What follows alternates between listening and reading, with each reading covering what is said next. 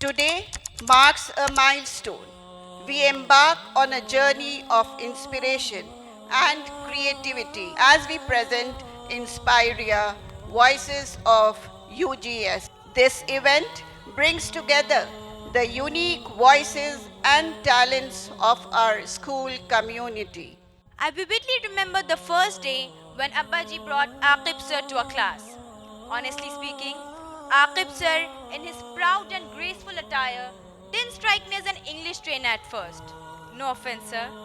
However, when you began addressing us, we were shocked and truly flabbergasted.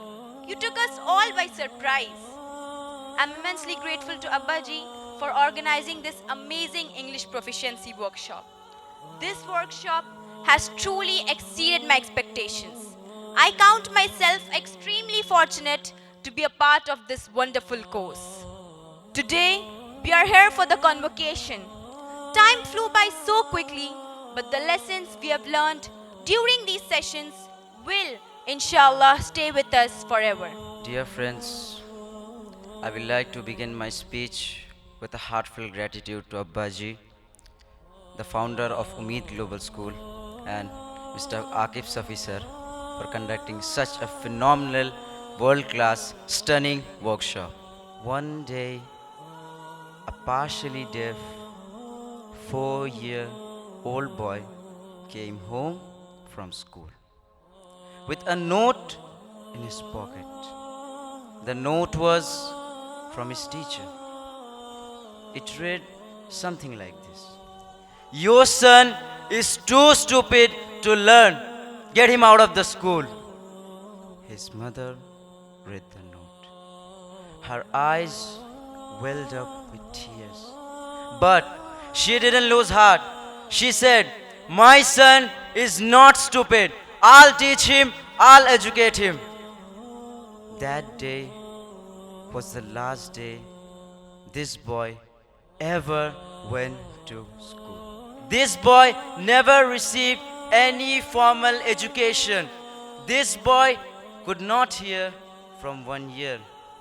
His teachers called him useless. But, this same boy went on to become the great Thomas Alva Edison. Yes, the very Edison who invented the light bulb, who illuminated the dark nights of the world with his brilliant invention. And let us remember, when we thank Allah, it is equally important to thank the people. Because our Prophet Muhammad sallallahu alaihi wasallam said, "Man lam yashkur nas, lam yashkur Allah." A person who did not thank people has not thanked Allah. So let us get into a habit of thanking Allah. That is why Islam teaches us to keep saying Jazakumullahu khairan. May Allah grant you a better reward, a good reward. Get into a habit of saying this with a smiling face. And let us also remember, smiling is also a sunnah.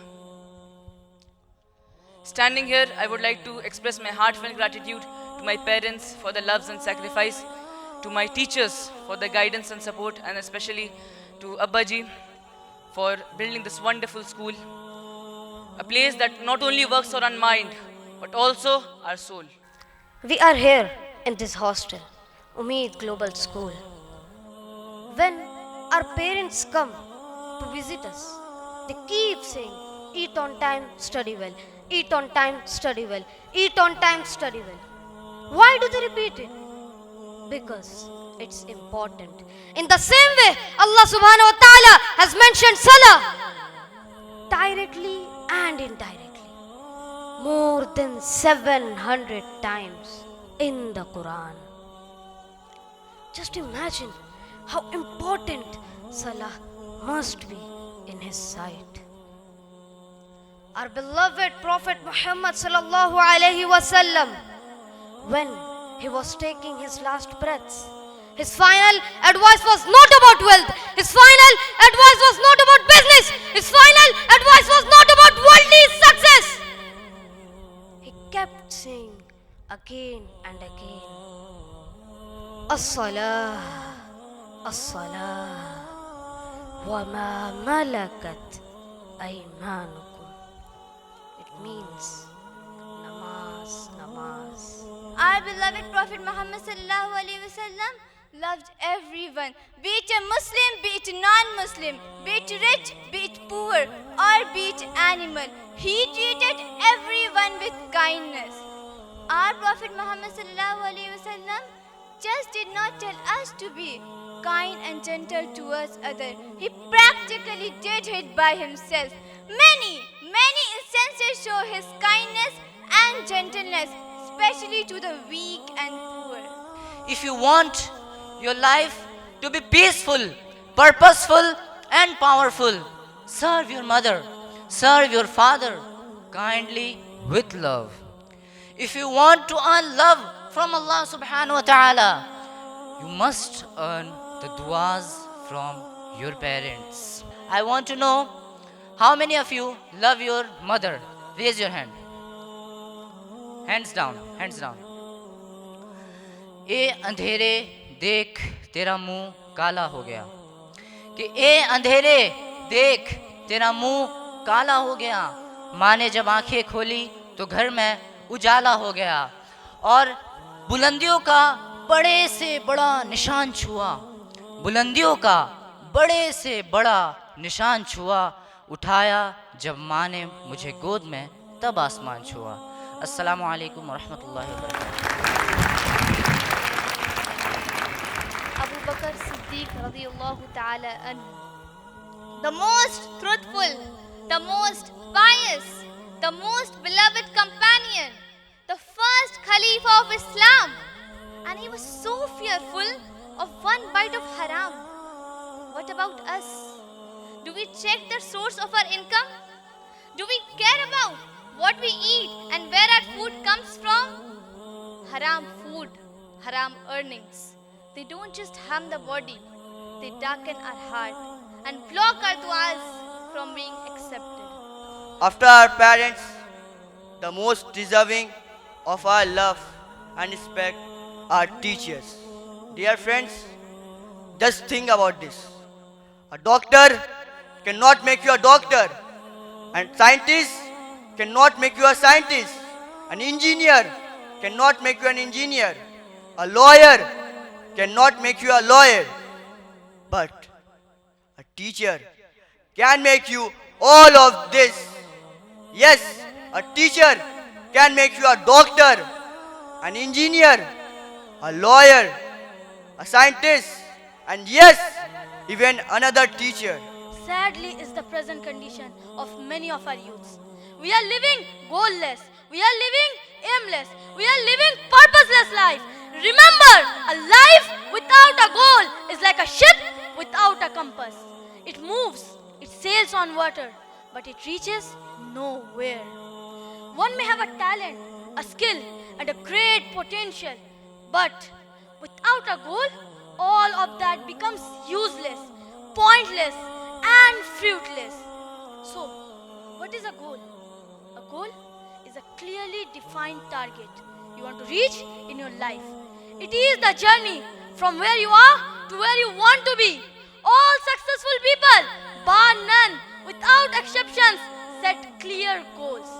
Prophet Muhammad sallallahu alaihi wasallam said, "No, a true muflis is the one who comes on the day of judgment with namaz, roza, zakat, but he has backbitten others, he has hurt others, he has slandered others. So Allah takes away his good deeds and give to them, to those he wronged and to those he hurt. And when his good deeds are finished and people are still waiting for their justice, then he will be punished with their sins. Their sins will be added to his account."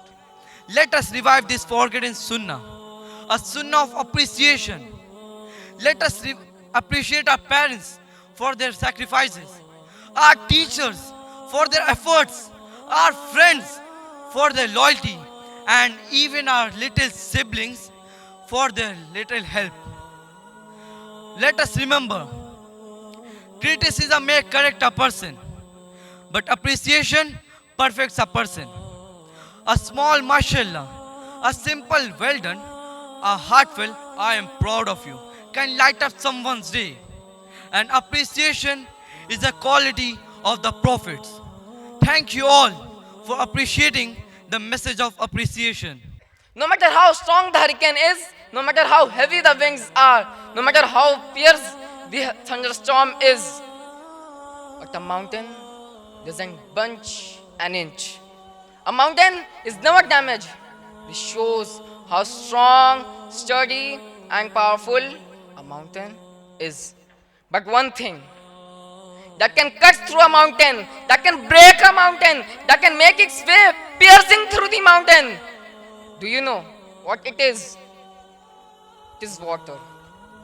It is not just water, it is the consistency of water droplets that cuts through mountain. By showing you an example of consistency, our beloved Abbaji. See how tirelessly he works. This school, its excellence, its results speak volume about his consistency. He always says, "Kal kare so aaj kare so abhi kar." You want to become a doctor.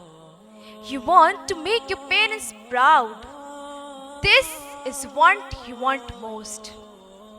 But your phone buzzes.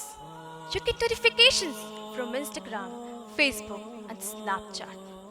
Now, you are on the fence. Scrolling social media is what you want now. Success in exams is what you want most. If you put down the phone and pick up your books, that's discipline. On the other hand, if you pick up the phone and stop studying, that's not discipline. Remember, discipline is not about being strict, it's about being consistent. It's not about saying yes to everything, it's about saying yes to the right things. The message of this story is crystal clear. When we give to the poor, Allah puts barakah in our wealth. But when we stop giving, but when we become stingy, Allah subhanahu wa ta'ala removes His blessings. In a hadith, it is mentioned, we are giving our help and provision because of the weak ones. In another hadith, bring rizq to yourselves through charity. Meaning, when we give, Allah gives us more. I conclude with this message. Give, even if it's little. Share, even if it's small. And always remember, Allah gives not because of our strength, but because of our kindness and generosity. I feel truly honored and grateful to my school, Abbaji, Wali Rahmani sir and Aqib Shafi Kasmi sir, who have given me this golden opportunity to address you all on a very important topic. Our beloved Prophet Muhammad sallallahu alaihi wasallam said, "By Allah, he is not a believer. By Allah, he is not a believer. By Allah, he is not a believer whose neighbor is not safe from his harm." Not once, not twice, but 3 times our beloved Prophet Muhammad sallallahu alaihi wasallam repeated this. This shows that how important it was. Let me tell you something. Islam is just not about prayers and fasting. It's about character, manners, and how we treat others. The Prophet sallallahu alaihi wasallam once asked his companions, "Who among you loves the wealth of his heirs more than his own?" They said, "O Prophet sallallahu alaihi wasallam, O Messenger of Allah, everyone loves his own wealth more." The Prophet sallallahu alaihi wasallam then replied, "Your real wealth is what you spend in the way of Allah. The rest belongs to your heirs." Dear brothers and sisters in Islam, let's take a moment here and think, what is our real wealth? The wealth that we spend in charity is truly ours. The wealth that we spend to propagate Islam is truly ours.